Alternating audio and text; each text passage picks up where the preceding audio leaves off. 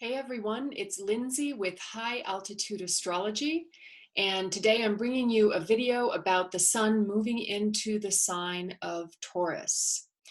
And that happened today, April 19th, 2020 at 8:45 a.m. And you can see right there, the sun moved into the sign of Taurus.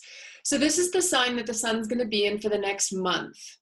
And the sun is about how we experience our divinity, the expression of our divinity, our connection to the larger source expressed through us. So you can think of it as how we shine our light out into the world, because that's what the sun does. It radiates its light and energy. You can also think about it as like your divine will, the way that you, through your connection to something larger than yourself, are shining that energy out into the world. It's almost like our best self. So to have the sun in the sign of Taurus right now, collectively, it means that we're all going to be shining our light in these Taurus type of ways.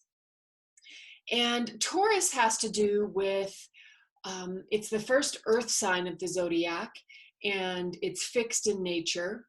And what this means is that it deals with the material world. It deals with how we think about things that provide us physical security in our life. So it relates to what we value in that regards.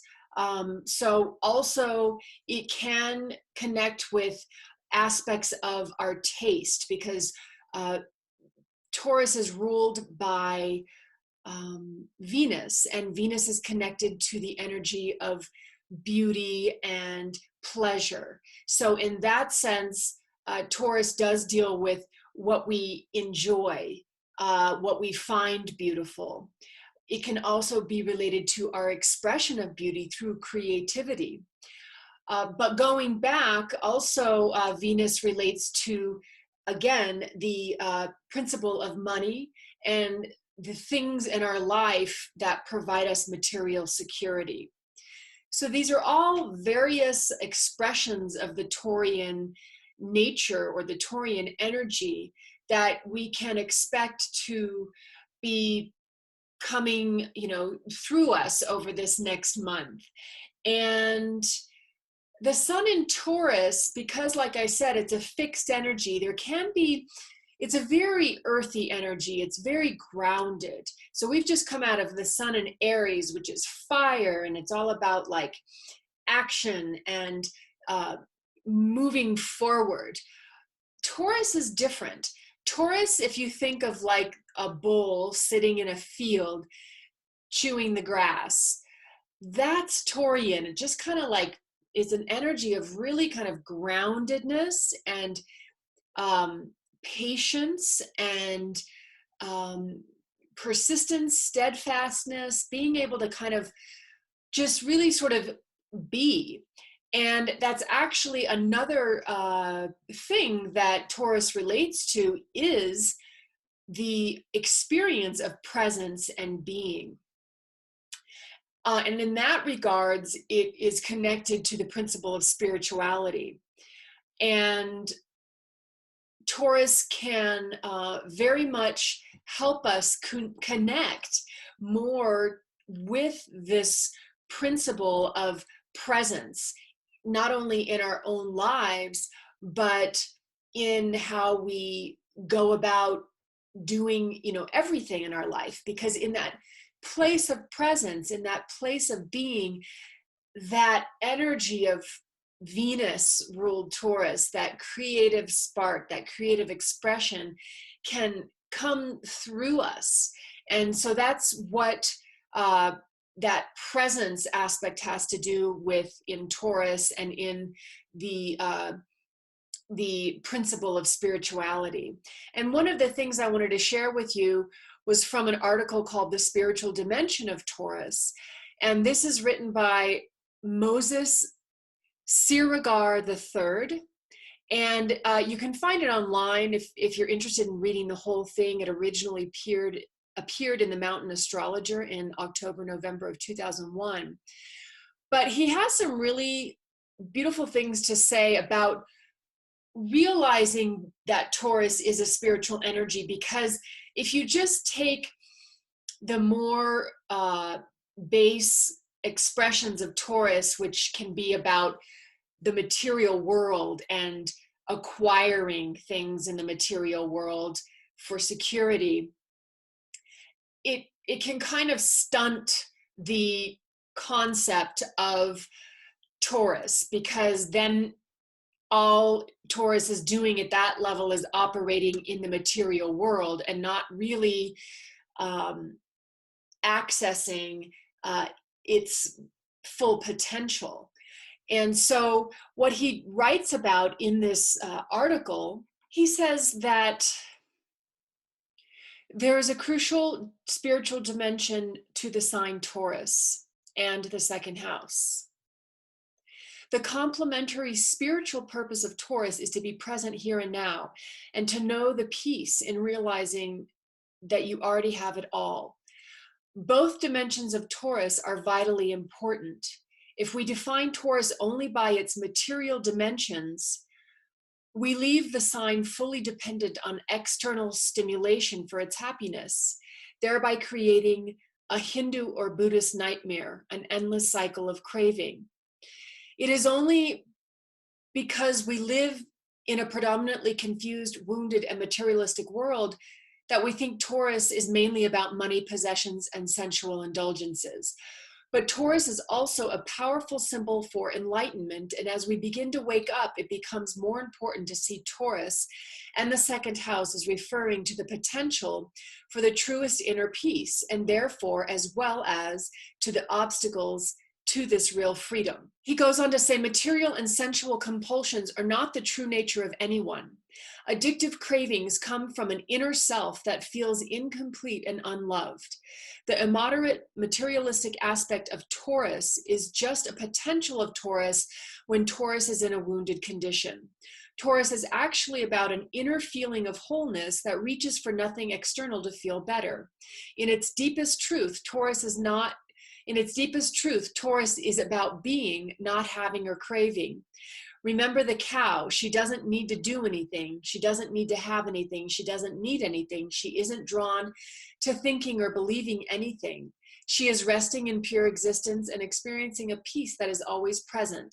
The cow is the most still and content animal associated with the astrological signs. So you get the idea that he's suggesting here that there is something about the expression of the Taurian energy that transcends just the physical need for security. Now he's saying it's important, you need those things to survive, but there comes a point where how much do you need, and what is beyond that, essentially. And what he's talking about is this spiritual contentment or presence that we bring to every moment that can prevent us really from getting entangled in some of the shadow side of Taurus, which can deal with like needing to consume, needing to hoard, needing to hold on, needing more. I wanted to read this part as well. He says, one of the reasons why we've been unable to see the spiritual reality of Taurus is because of religious stupidity that characterized the Piscean age, which was approximately the last 2,000 years, an age in which we have fashioned the Piscean ethic of always putting others first, even to the detriment of ourselves, and have stressed the spirit over the flesh and created an all-pervasive concept of a real duality between matter and spirit. This religious residue has left us with guilt for being in a body and a desire to escape the body for more lofty realms. We are just beginning to wake up and see how dangerous and unspiritual this negativity towards the body is. In this article, I refer to the material and spiritual not to further any kind of split or war between the two, but to refer to aspects of life which are different but not separate. It's helpful to remember that these terms are complements which form a unity and are not actually distinct and separate from one another at all. Perhaps because the man-made divide between body and soul has not yet been largely bridged, Taurus is generally seen as 100% material and 0% spiritual.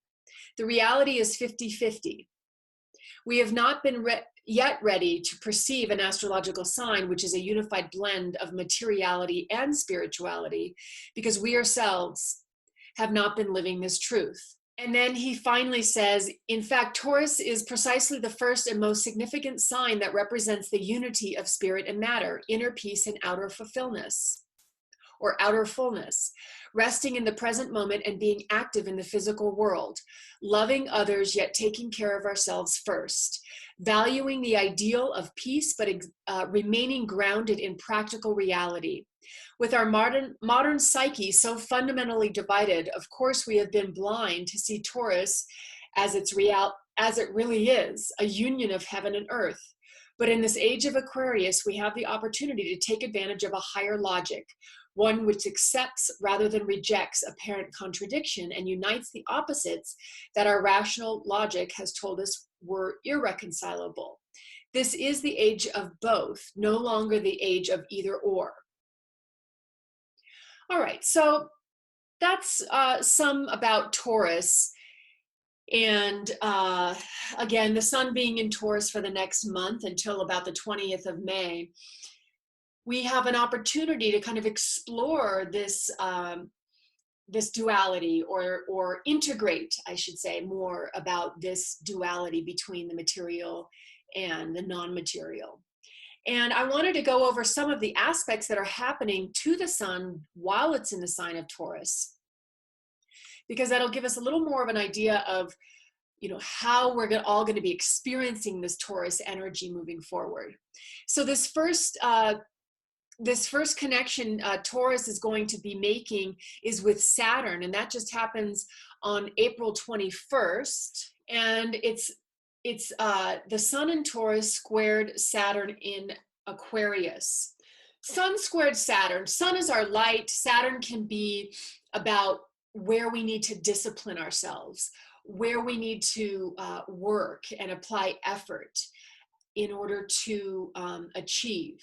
So when you've got the sun squaring, creating a bit of a challenge with the principle of Saturn, there might be some resistance by the sun in Taurus, because the sun in Taurus, again, in that very materialistic way, kind of wants to just sort of kick back and enjoy.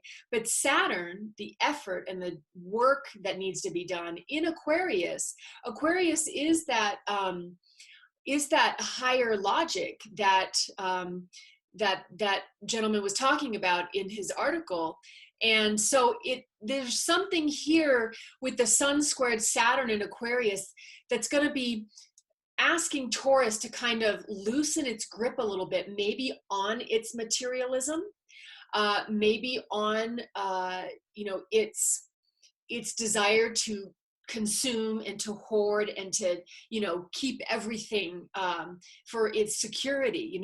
Saturn in Aquarius is about it's very different. It's very open-minded, it's very progressive, it's very evolutionary, and this is saying we need to work, and we have to put effort into or that way. Aquarius is also about humanitarianism. So this just might be asking Taurus to kind of loosen its grip a little bit on the material aspect of how Taurus is expressed through the solar principle, and to help see how some effort maybe need to be put into really like having a more open-minded perspective, a more progressive perspective, especially around stuff, because that is what Saturn rules. Saturn rules Capricorn, and that's like climbing the material ladder, keeping up with the Joneses.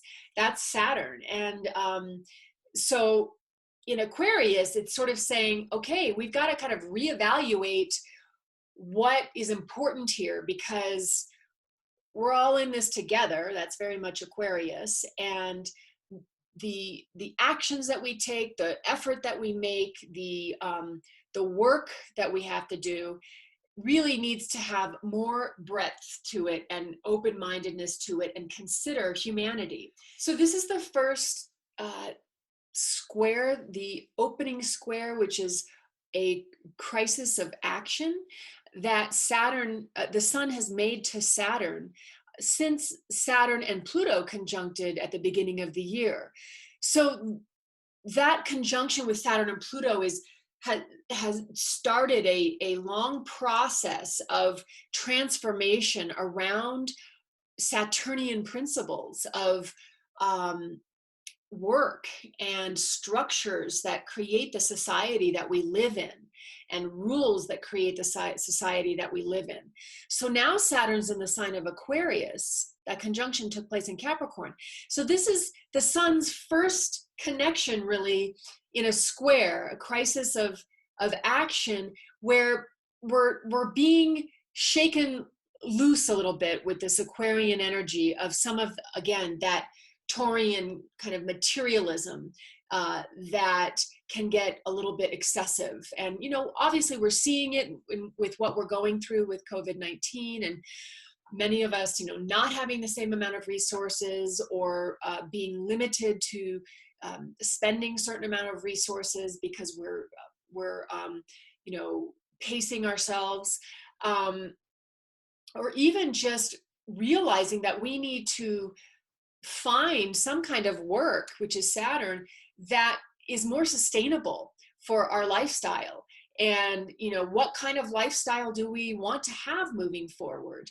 And I think a lot of this too, we can see in just some of the ideas that are coming forth right now about what the future will look like once all this is settled, and how some of the structures have maybe progressed and changed that allow us actually to experience more enjoyment of life, because maybe we will be doing more telecommuting. We will be, basically working more from home, or from, places where we don't necessarily have to go so far, traveling to get to work, that kind of idea. That's really what Aquarius is about. It wants to advance and progress society. And so this square may be bringing to the fore, some of the structural changes that need to take place. All right, then we're going to have a new moon, and that's going to happen in the sign of Taurus on the 22nd. On the 22nd, you can see here that the sun and the moon are together at 3 degrees of Taurus. So this is sort of a restart, a new start for the Taurian energy, with the sun and the moon being together, meaning the light, the expression of our light, as well as the expression of our emotion, which is what the moon is all about, are together. They're working together in that sign of Taurus. So there's a kind of a reset or a new start happening here with the Taurian energy, with the new moon being in this sign. And then if we move forward on the 26th of April, we can see that the sun is now with Uranus.